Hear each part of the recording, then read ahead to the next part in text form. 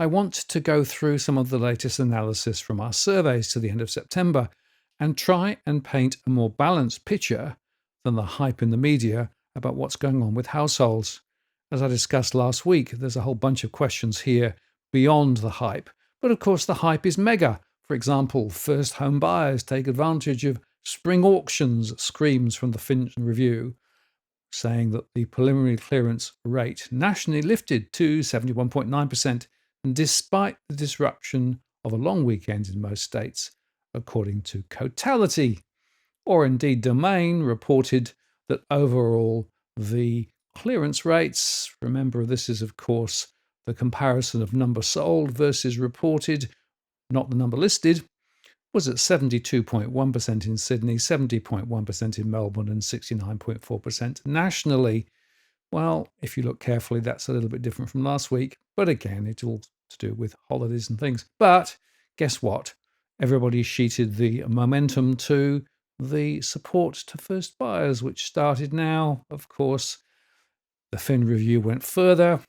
$225,000 help for first home buyers to send prices flying.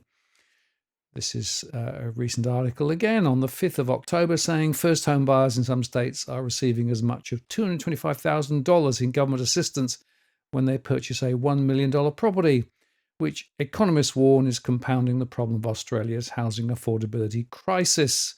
Property prices have risen 5% since the Reserve Bank started cutting rates in February, and economists are now tipping the market is on the verge of a bull run fueled by an influx of first home buyers and property investors taking advantage of lower interest rates. And just to break down that $225,000, in addition to the government's first home guarantee, eligible first home buyers can receive stamp duty exemptions as well as subsidies for new homes purchased up to a certain price point.